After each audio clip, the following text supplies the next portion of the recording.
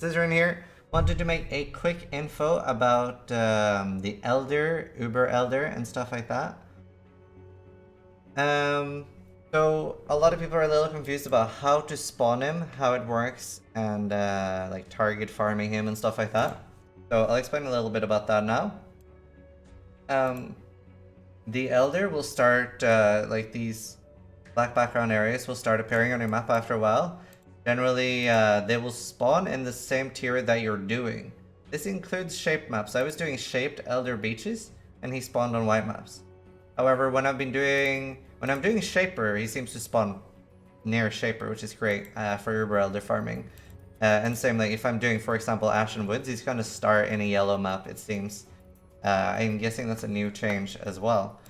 So, for example, if you want a red elder, farm red maps and he will appear. I've been pretty lucky on it lately. There's been a few times where it's taken like quite a lot of maps for him to appear on the atlas, but lately it's been like within 10 maps, at least, especially when I'm doing Minotaurs and Shaper and stuff like that. So the way it works is once this stuff like reaches 20 elder influence maps, the elder will appear. So as far as I know so far, it seems to target the maps around where it spawns. So if I'm lucky enough to have it start on a lava lake and I expand it out to hit 20 maps, a lot of the time it now seems to hit the lava lake. So it does seem to prefer the high level or original maps it starts with. If it goes off the lava lake and you put it back on later, it doesn't seem to spawn here. Obviously this is no hard fact, it's just my experience from playing the league so far.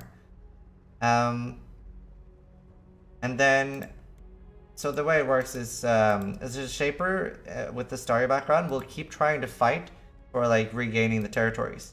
So if, let's say that we extended the Elder Infants to the lair, then Bog, then Waste Pool, and the Shaper will like, keep fighting back. And then you'll then have the choice of both Overgrown Ruin and Mudgeyser. If you extend to Mudgeyser and then start like growing it down here, the Shaper's still gonna be here. But the way it works, it's sort of like think of it like a weird RTS or something, where they're currently fighting for control. If the Shaper regains control of Waste Pool, you can see that there's no line between, for example, Lair and Mudgeyser. So it'll like, I'm sure you've been trying to like extend your Elder Influence, and at some point it's like, boom, it's all gone. That's happened to me several times this thing, and I didn't really get it in the start. But it like, they all need to be connected the entire time. So if Shaper wins back a territory that was like a main connecting point, it will cut you off. You need to make sure that, for example, what I would do in this case is I would do Lair, Bog, Waste Pool, Mudgeyser, and then Overgrown Ruin. So then if he wins something back, it doesn't like instantly cut everything off. So that helps a lot. Let's see. And then you need to get all the 15 memory fragments before you can start spawning Uber Elder like on the Shaper's realm. As far as I know, you can get all the fragments from 11 to 13 from Guardians. So like a Guardian on an 11, 12, and 13. I think someone said you can get it from a Guardian on a 14 too, but I haven't confirmed that. And then you need Elder at least on a 15. And I think you do need it on a 14 too, but I'm not 100% sure. Once you have gotten all the 15 fragments, Sana will give you some more lore and she'll be like, you have to go kill the Shaper. Then you go kill the Shaper and the Guardians, and then you get the Elder Orb. That's all you need to do to get the Elder Orb. You don't actually need to fight the Uber Elder. But once you have done that, you've basically unlocked that Shaper and Guardian influence, Shaper and Elder influence can go on the tier 16s. The way this works is I usually do a few Shaper sets or Guardians, and it seems to spawn really close to the middle. And say it starts here at Sunken City, then you do Lair of the Hydra, and you cannot instantly do Mace of the Minotaur. They actually do need to be connected. Like I had a few times where I would do, say it started at Sunken, I did Lair of the Hydra, then I did Minotaur, and it would not be covered. So I wasted a Guardian map basically. Still get the loot and stuff. So you would do like Hydra, Chimera, Minotaur, and Phoenix. Like, so make sure they are connected. You don't need to make them hit 20 maps after that. That's it. As soon as you've got all the 4 Guardians covered in Elder Influence, Elder appears. And then it's just like a normal Elder where you have to fight one of each. The Eradicator is obviously pretty rippy. Make sure you bring Topaz fast and stuff like that. And then you have to fight the Elder. So I want to talk a little bit about the Elder fight and give some advice. So I did a lot of practice runs on Standard before mine, because it's a pretty rippy fight and I wanted to be prepared, and the character I was using was expensive. I'd rather be a little bit extra careful. So there's a few really rippy things in the fight. So this is a video of me doing it. This is the first time I did it on hardcore. So the area I'm standing in right now is a great place to put the Shaper Balls at the Uber Elder fight. Basically the Shaper will stand or teleport between all the 4 corners.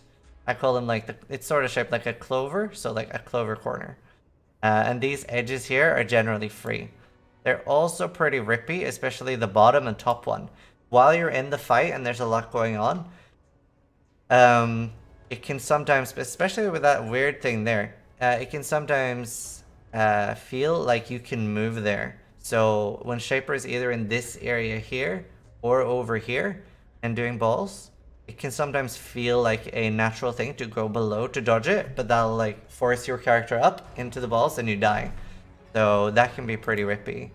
One of the most important things I found for the fight was controlling where the balls are. So now you can see here that I'm putting it like exactly where I want it, making sure you stack them on top of each other so you have a lot more room to move.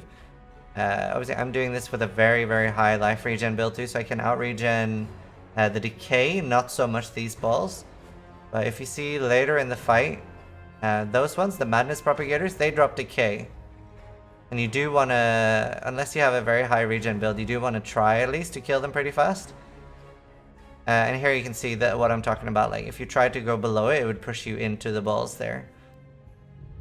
Something that's worked really good for me and that I saw Daniel doing was casting Immortal Call, like you see here, to tank the slam.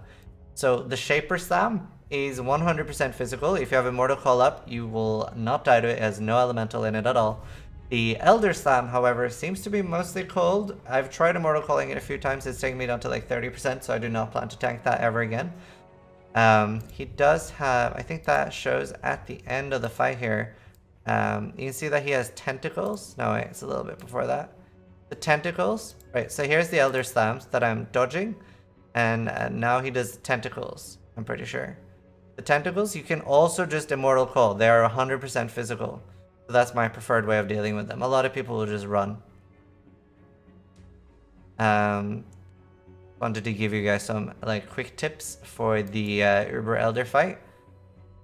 I think that's mostly cold damage being outside that.